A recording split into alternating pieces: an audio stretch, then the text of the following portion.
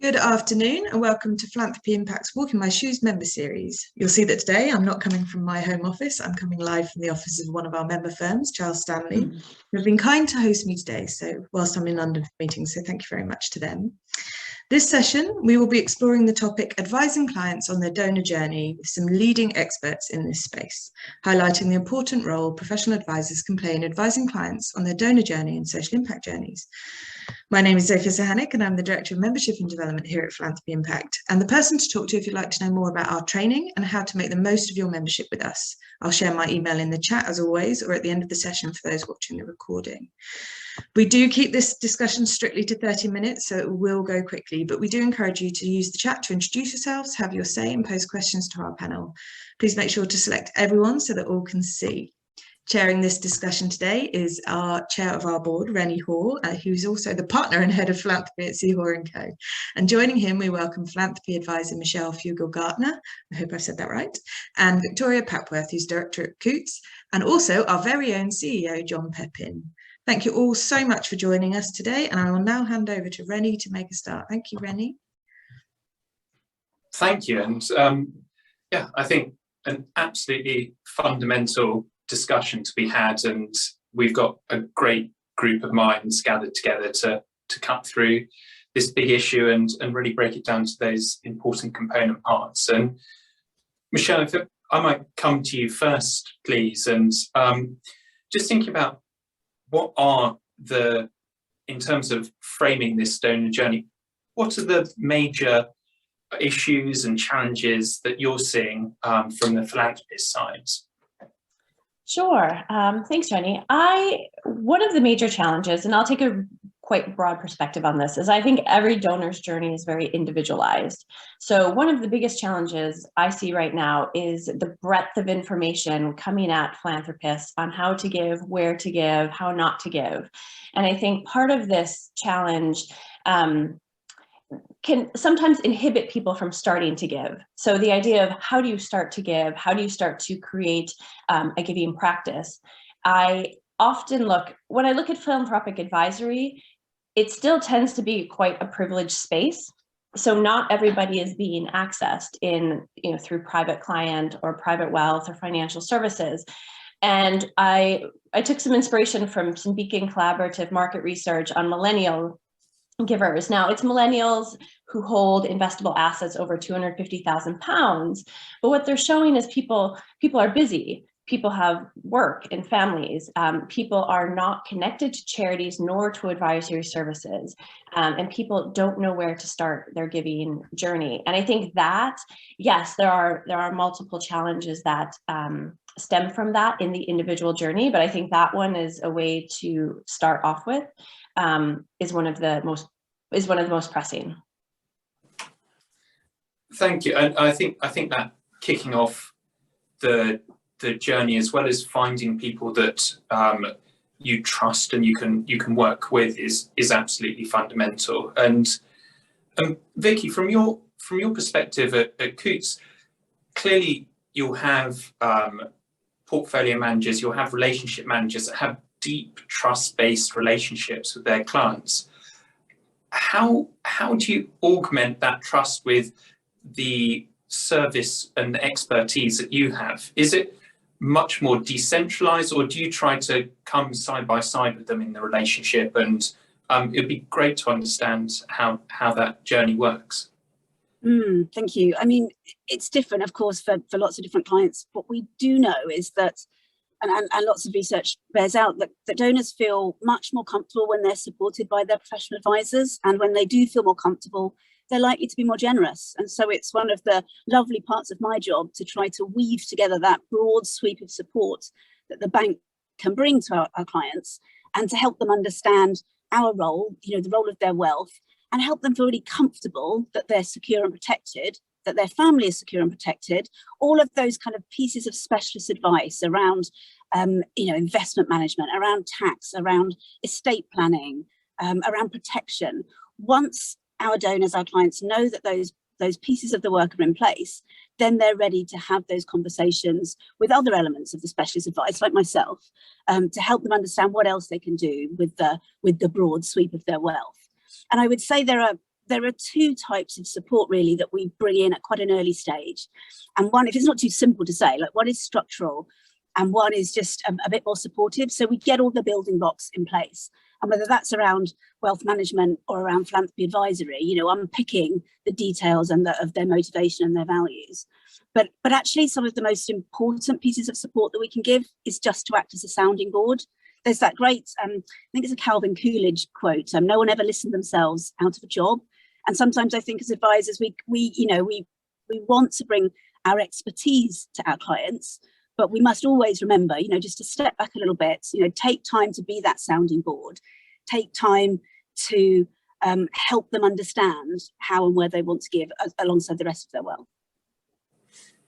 And that collaborative approach, I think, certainly helps. And the research that you pointed towards of advisors, where you have advisors that are trained in philanthropy, the almost exponential amount more that's given is really exciting. I think there was certainly the Scorpio research from midway through last decade that showed that where you have clients that have advisors that know about philanthropy, they give 17 times more. So what you're talking about here is pretty fundamental stuff. I mean, it's really transformative. John, in thinking of unpicking that service a little bit more and what you're seeing through Philanthropy Impact, there are 23 discrete areas of service that you've identified through the years of working with advisors.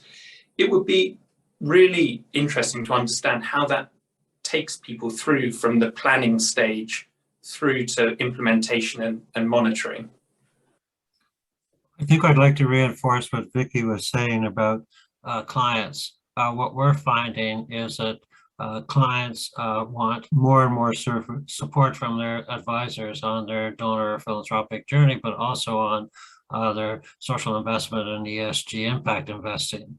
So it's a major shift, much led by millennials, Gen Z, and women of wealth, keeping in mind that those three groups approach their advisors quite radically different from what has happened in the past. So we're involved with a number of millennials, and it's really interesting to see how they are trying to get their professional advisors to actually support them in their philanthropic journey and in their ESG. And if that doesn't happen, they're basically going to other advisors. So the shift has to take place, and so we provide a lot of training around that. It's important to understand that the landscape for advice and support is really congested. We have a slide that can't show you now, but if I'm just starting off a philanthropist, it is really confusing out there. There's so many different supports, so many different organizations, and the role of professional advisors is really key to that whole thing. The 23 services, I think that Coutts has a real advantage in the sense of having Vicky there to support their clients in their donor journey. But in most cases, the firms will not have that. So it's only a handful that actually have professional advisors on, philanthropy advisors on staff. And so most of the firms have to take a different approach. So there's 23 distinct services that are needed on a donor journey, from planning, implementation, and monitoring. But no advisory firm will have expertise in all 23. So there's a need for them to develop internal supports, external people that they can trust. And we're in the process of creating a directory for advisors and philanthropists and others, which we hope to launch a little later this year, which should help with some of that networking, because it's really clear from our training that organizations who we do in-house training for, or cross-sector training, is something that they need. I think that, well, that directory definitely sounds quite exciting. So definitely looking forward to that. being able to get people to begin to feel confident and have those informed first discussions, and then have the ability to do deep dives, as well as have advisors know where to go to for high quality information. That sounds really powerful. Watch this space then. That sounds exciting, John. Michele, if I can turn to you on a part of what John was covering on those different services, and certainly on the monitoring side, one of the trends which has been emerging is the use of the Sustainable Development Goals. Is this something that you're finding from your philanthropists, and then how is it harnessed in practice? Sure.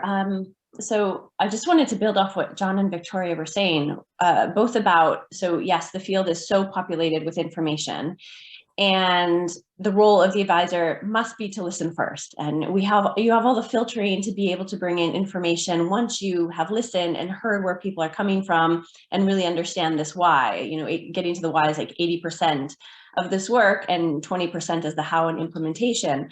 So that is connected to the frameworks of the SDGs. And I think frameworks are really amazing tools, especially for advisors, in being able to bridge their current expertise and start a conversation based on something in philanthropy that they might not be as certain about.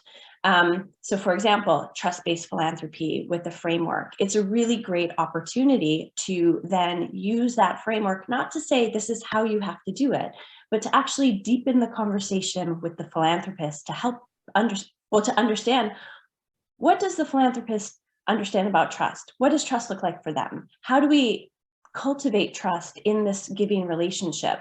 And I think strategic philanthropy framework is another great framework for advisors to be able to use, sort of to bridge that maybe experience that they don't have, but be able to start these conversations. And I look at the SDGs, not quite in the same way as a philanthropic framework, but I think it's a great framework in terms of getting closer to the issues which people might be struggling to define for themselves. It helps to deepen what they mean about whether it be poverty or education, etc. It gives them a framework, and it gives the advisor actually a framework who doesn't have to be an expert in all of these areas to then guide that conversation. I think the other interesting thing about the SDGs is because they are global and they have been implemented for a while, is how different intermediary organizations are starting to use them as a way to create peer-to-peer learning, peer-to-peer giving. I'm a member of SheEO, which is an investment fund for women, and the ventures that are supported support the world's to-do list, which is the SDGs. And so it's a way for women to support women enterprises coming around this framework. And I think that's a really neat way that this has been implemented, the SDGs specifically. So I think frameworks and SDGs are a really amazing way to cut through some of the noise, to be very specific, to give advisors tools to bridge these conversations with their philanthropists. Renee, I noticed there's a question there from Stuart Edmonds. Do you want me to deal with that, or? Yeah, and for those that aren't so quick on the hot button of getting into the chat, the question is asking, where you've got these relationships which are being built up, and you've got philanthropy advisors alongside their clients, how best for charities to interact with that relationship and build up trust? And John, I know this is certainly something that's a big preoccupation of for Philanthropy Impact and their members. Yeah, we have in the past received a lot of complaints about the inappropriate role of fundraisers have played, but also where we get groups of wealthy people together. Quite often, some of them will say they stop giving, and they want to be treated as clients, not as donors. And so we run specialized training now for high-value major donors about how they can become a trusted partner with professional advisors, which is key, because right now they're not seen that way, and many advisors really don't have much to do with them. And so it's important that they learn how to do that, and also to learn how to present business case and use business case language, which is a real shift that's taking place in giving. The other aspect of this has to do with some of the trends around unrestricted funding, etc. Could I jump in, Rennie? There was absolutely, please do. Thank you. There was a point that you raised there, John, around partnerships and the nature and quality of partnerships. I think this is absolutely key. And I've been thinking quite a lot about the National Fund recently. You guys have probably seen the slightly disappointing decision a few weeks ago for this generous philanthropic fund set up in 1928 to pay off the national debt, which over the course of the years never quite managed to make it anywhere near paying off the national debt, and has been the cause of a lot of conversations, I'm sure, from all of us around what to do with this, with this chunk of funding. And many conversations we've had, all of us, I'm sure, as advisors, with civil servants, with ministers, amongst ourselves as a sector, as to how to best use this funding in a charitable way. So number one, really disappointed to see that this is now just being passed to the Treasury as I think it's 0.026% of the national debt. So it's a rounding error. It's a pointless, in my opinion, a pointless use of the money.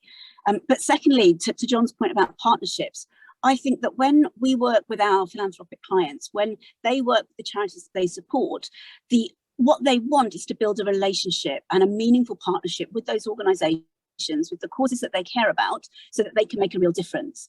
And I think there's a challenge to all of us here to flag up that element of partnership with government. Once government starts seeing charities as strategic partners and seeing philanthropists as strategic partners, rather than as empty buckets that they need to fill with cash if the policy appears right. Once those strategic partnerships are in place, and there's much more opportunity to deal with some of the root causes of some of the issues that our clients really care about. And there's just that challenge to us about how we frame, I think, how we frame those conversations when we're having them with government to build out the value that we can bring, as professional advisors, as those connectors to philanthropists, and as those connectors to charity. I completely agree. Well done.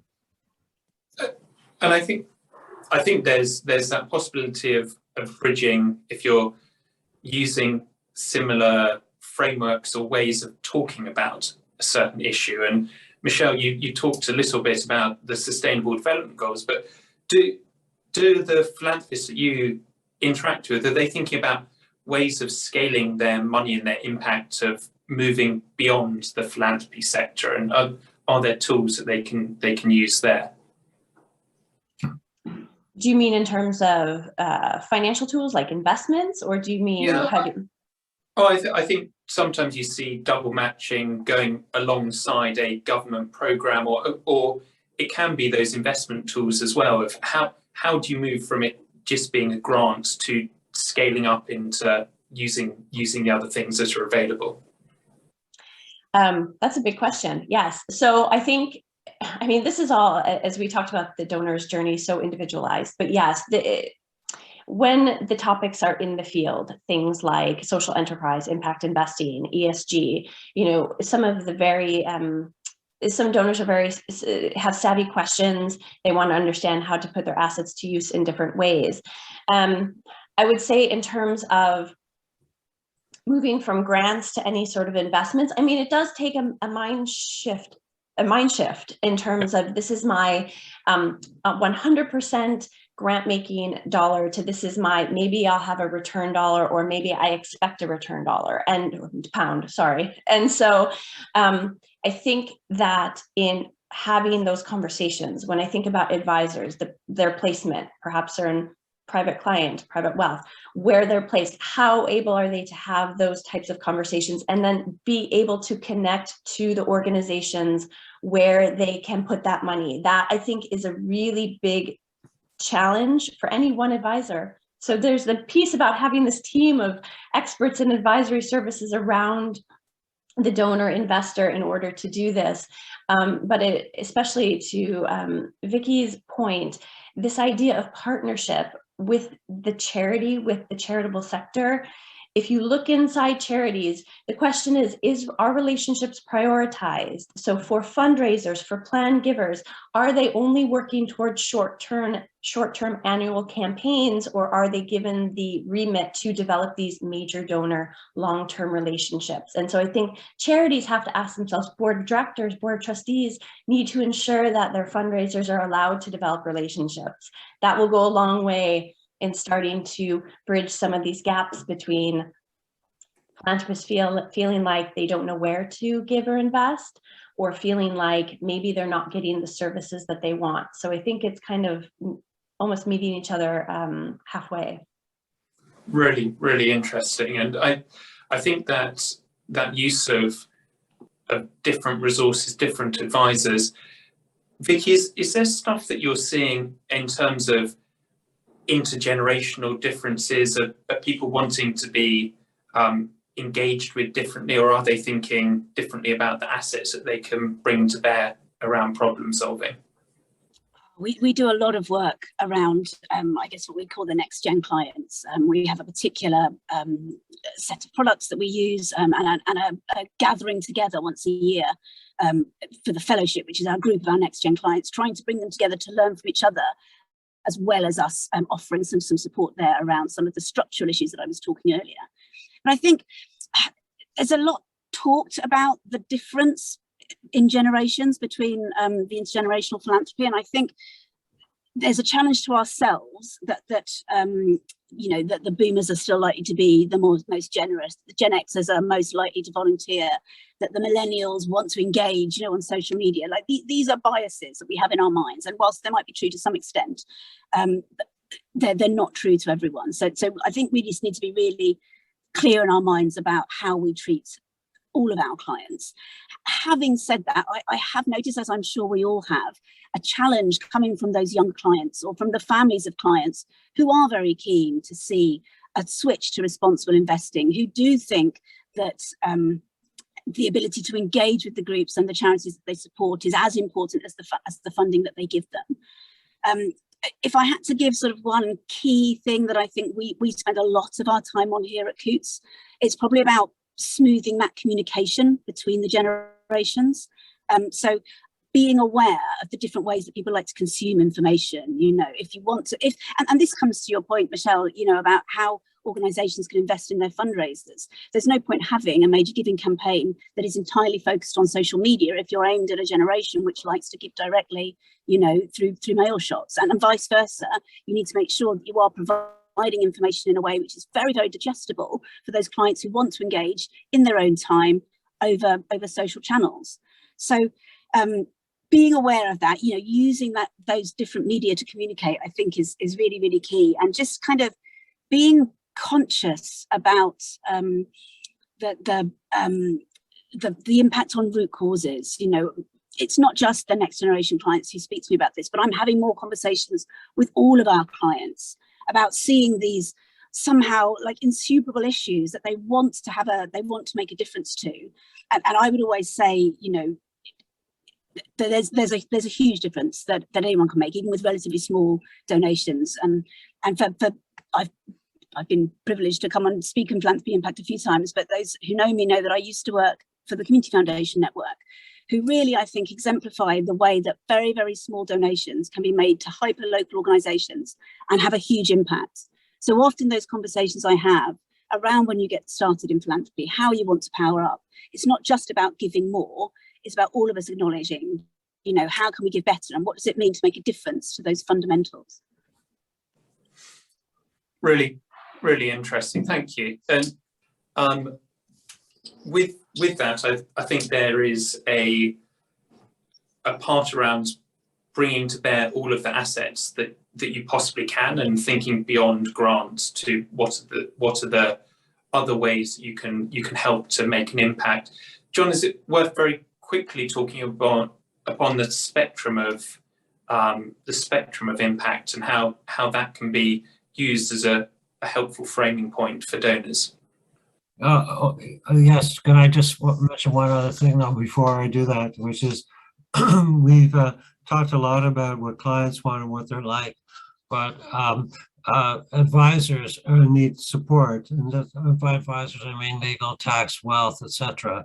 In many of the firms they don't have, as I said earlier, the Vickies of this world.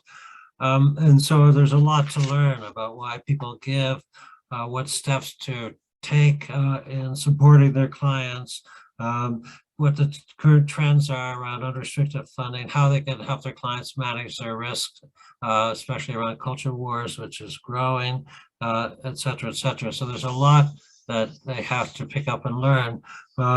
It's interesting, we just did a training session for advisors last week, and people came into it sort of like, you know, I know I have to do something. By the time they left, they were enthusiastic and excited, and expressing confidence in their ability to move forward to support their clients. In terms of the spectrum, we talk a lot about the spectrum in a number of different ways. So we talk about the investment return spectrum, which can be used by an advisor with their clients to help situate where they would like to be involved, everywhere from philanthropy with no financial return to social investment with a balance, but primarily around societal return, right through to impact ESG. And you talk about the harm versus good argument that exists. The other way we use the spectrum is really interesting. We apply the spectrum looking at societal issues. And so a series of key questions. I know we don't have much time, so I won't go into all the questions, but at each part of the spectrum, there's questions that can be asked about what approach to take to, for example, environment or racial equity or gender equity or any number of key issues. So the spectrum of capital and the risk return continuum are really a key learning tool. And that I think understanding that and being able to frame and confidently discuss that is absolutely fundamental. The question that came out about that move towards possibly everyone feeling they have to set up a charitable trust or only giving funds to charity. I do think there's a useful and growing utility of donor advised funds where people can give money, not be trustees, have the administration overseen, and still be able to form these longer term and more considered partnerships with charities. And that may be a bit of a solution to the question that came through the chat. But I see that Zafia is doing the John role today and is about to ask us for some seriously good thoughts on summing it all up. Thank you all. That was brilliant. It went very quickly, I have to say. It was a great conversation there. Thank you very much. So now is the usual time where we ask for 30 seconds of wisdom. What takeaway do you want the audience to go away with? And today, because I can, I'm going to jump on John first. John Pepin. I like this role of being a panel member. No control at all. Thank you. Okay, well, I'm going to look at this from a commercial perspective. Clients, no matter what their age, now want more and more support from their professional advisors on their donor, philanthropic, and social impact investment journeys. And so there's a commercial opportunity that many advisors are not taking advantage of. So I would encourage advisors to take a look at providing this support and to look at training opportunities, which I'm happy to help with, or Zofie even more so. Okay, sorry, back to me. I'm going to ask Vicky now. What is yours, please? Thanks, Sophia. I want to pull it back to something that Michele said right at the beginning of the session, which is about how we can help clients navigate the ever more complex ecosystem of giving. And that to me just feels like that's the most important thing that we can do. So it's a challenge to ourselves to make sure that we're pushing ourselves out of our comfort zone of our own knowledge, building our own networks, and a challenge to the support we can offer clients to help them network with each other as well as with us. That's a really good point about networking. And Michele. I would just reiterate that it's individualized. It's about listening. It's about meeting whichever donor they are where they're at, and understanding, just as Vicky said, what resources that advisors know they can lend for support. And so, yes, that's part of getting trained up. That's knowing what the frameworks are out there. That's knowing how to implement, but also knowing who else is out there, and advisors relying on one another for support themselves. Am I allowed to have an extra 10 seconds? Of course you can. It's your show, John. Oh, no, that's not right. Renee, am I allowed to add an extra 10 seconds? I mean, it's anarchy. Go for it, John. I just think it's important that we all help people live their values. And I think we'll be a stronger society if we do that. Thank you. Final words to you, Rennie. Yeah, I would echo all of the sentiment of the panel. I think there's been some great points made. I do feel that having had this 2 years of pandemic, the society that we're operating in and the expectations of clients and customers have shifted. And so I think now is an excellent opportunity to help people move through their donor journey. And I feel that people are going to be a lot more receptive to it. So now is the time to really seize it and be a confident actor in this place. Yeah, thank you. Thank you all. That was really good. We have run over by a minute, but I'm still thinking that that's better than last week or the week before when it was almost fine.